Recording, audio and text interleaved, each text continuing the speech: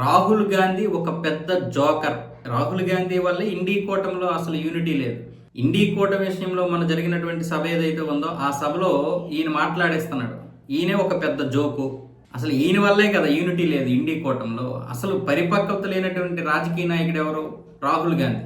మాతో పొత్తు పెట్టుకొని మాతో ఎన్నికల్లో నిలబడినటువంటి వారు 5 సీట్లు రాగానే ఒక కొత్త బొమ్మకి సపోర్ట్ చేయడానికి వెళ్ళిపోయారు. మాకు వెన్నుపోటు పొడిచారని చెప్పి ఇప్పుడు డిఎంకే పార్టీ అధినేత స్టాలిన్తో పాటు మురసోలి అలాగే మిగతా డిఎంకే నేతలందరూ కూడా రాహుల్ గాంధీని ఇష్టం వచ్చినట్లు తిట్టిపారేశారు. ఎందుకంటే రాహుల్ గాంధీ యూనిటీ గురించి మాట్లాడుతున్నాడు, మనందరం కలిసికట్టుగా ఉండాలని. వాస్తవానికి కాంగ్రెస్ వెంటిలేటర్ పై ఉన్నప్పుడు మా భుజాల మీద నడిపించినటువంటి పరిస్థితి ఉంది.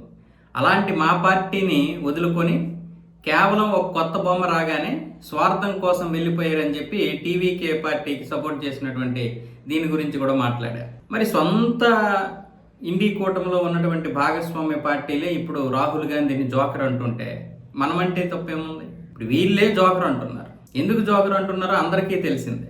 ఈరోజు ఇండీ కూటమిలో వాస్తవంగా చెప్పాలంటే డిఎంకే టీఎంసీ ఓడిపోకపోతే అసలు వీళ్ళు రాహుల్ గాంధీ దగ్గరికే వెళ్ళరు. కాంగ్రెస్ గురించే మాట్లాడరు.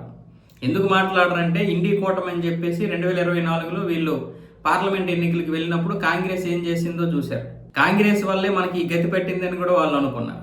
ముఖ్యంగా ఆ తర్వాత వచ్చినటువంటి హర్యానా ఎన్నికలతో మొదలైనటువంటి ప్రస్థానం చూస్తే కాంగ్రెస్ ఎలాంటి తప్పిదాలు చేసిందో డిఎంకే కావచ్చు టీఎంసీ కావచ్చు మాట్లాడుకున్నాయి. అయితే అది ఒక విధంగా బీజేపీకి ప్లస్ అయిందిలేండి, అది వేరే విషయం. దాన్ని వీళ్ళు సమర్థించుకోవడానికి ఈవీఎంలు అని చెప్తుంటారు. కానీ కాంగ్రెస్ చేసినటువంటి ఆ తప్పిదాలు ఏమున్నాయో, రాహుల్ గాంధీ యొక్క అపరిపక్వత ఏంటో టీఎంసీ గుర్తించింది, డిఎంకే గుర్తించాయి.